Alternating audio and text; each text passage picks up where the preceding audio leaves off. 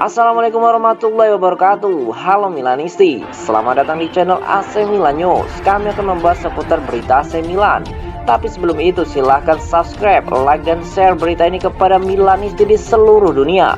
Dan mari kita simak Forza Milan.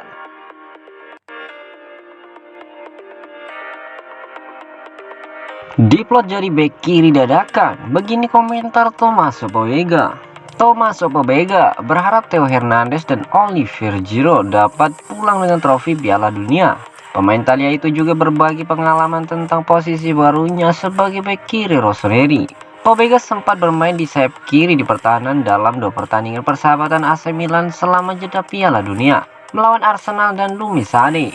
Senang bisa kembali bermain. Kami membutuhkan permainan ini untuk mendapatkan waktu bermain. Kami masih belum dalam kondisi terbaik kami, tetapi kami melihat beberapa sinyal secara fisik dan taktis, kata Pobega kepada Milan TV.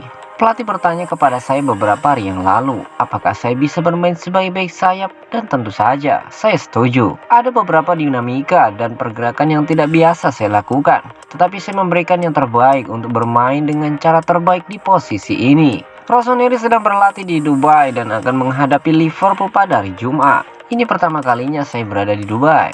Kami harus mengunjungi tempat itu karena kami sangat sibuk dengan pertandingan dan latihan.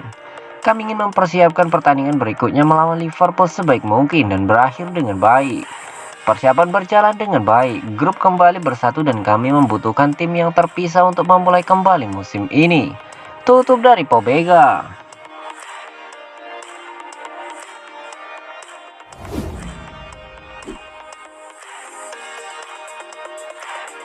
Dewan Kota Milan minta AC Milan dan Inter Milan penuhi syarat pembangunan stadion baru. Rencana pembangunan stadion baru AC Milan dan Inter Milan masih terganjal. Dewan Kota meminta Inter Milan dan AC Milan untuk mengubah berbagai aspek dari rencana stadion baru. La Repubblica merinci bagaimana koordinator debat publik mengadakan pertemuan dengan pemerintah kota. Sejumlah hal menjadi sorotan dalam pertemuan itu dan Dewan Kota meminta kedua klub Milan itu mengubah beberapa aspek dari proyek stadion baru mereka. Di antara topik yang dibahas adalah peningkatan ruang hijau, netralitas karbon dari proyek untuk menyelaraskan dengan rencana udara iklim dan kelestarian lingkungan dari pekerjaan pembangunan. Syarat lainnya adalah memiliki fasilitas baru sejauh mungkin dari rumah yang menghadap via Tesio. Pembicaranya sebenarnya berjalan positif dan kedua pihak masih berjalan dengan wali kota Giuseppe Sala dan penduduk setempat meminta perubahan nyata pada rencana stadion baru. Seperti diketahui, kedua klub Milan itu memang sedang terburu-buru dan ingin mulai bekerja secepat mungkin, sehingga pembayaran diharapkan dalam beberapa minggu mendatang.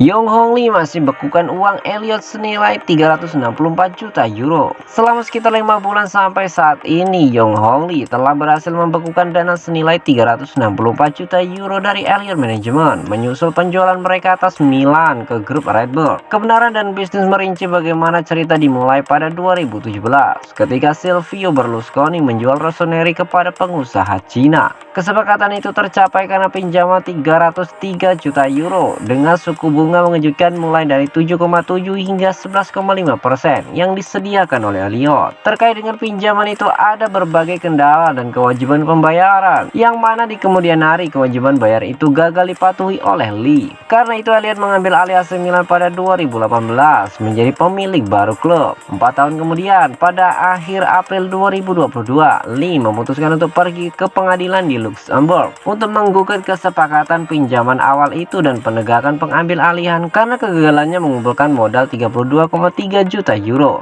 Selang beberapa minggu kemudian, dana sebesar 364 juta euro berhasil dibekukan. Dalam kesepakatan Milan antara deposito, uang yang akan dibayarkan di muka, dan pembayaran peningkatan modal, Lee menginvestasikan kurang dari 400 juta euro.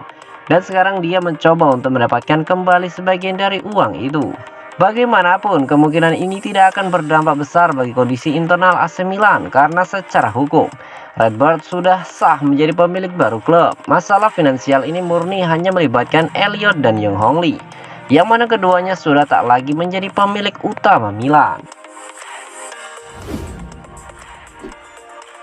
Gabi akui tim kelelahan saat melawan Arsenal. Matteo Gabi mengakui jika AC Milan mengalami kelelahan setelah sesi latihan intensif menjelang laga persahabatan melawan Arsenal kemarin malam. Namun demikian, sang bek muda meyakini jika pertandingan uji coba ini akan membantu klub mempersiapkan diri jalan kompetisi Serie A yang akan kembali aktif bulan depan. Ini adalah pertandingan persahabatan pertama Rossoneri sejak pertandingan dihentikan untuk Piala Dunia 2022. Dan mereka tak akan kembali beraksi secara kompetitif hingga 4 Januari. Oleh karena itu, Arsenal dalam kondisi yang lebih baik dan lebih cepat dari jadwal, siap untuk melanjutkan pertandingan Liga Premier pada 26 Desember.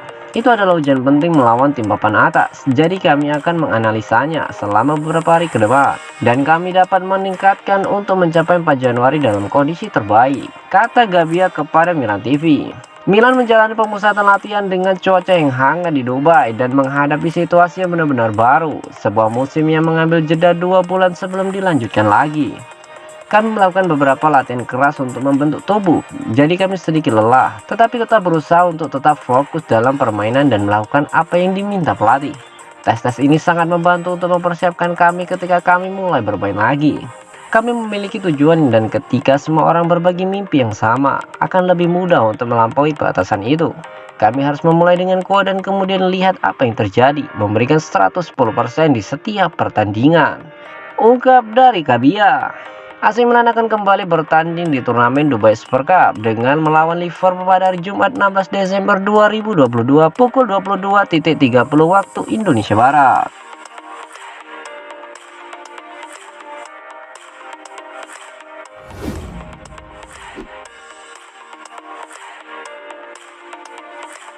AC Milan patut bangga. Theo Hernandez catatkan rekor apik di semifinal Piala Dunia 2022.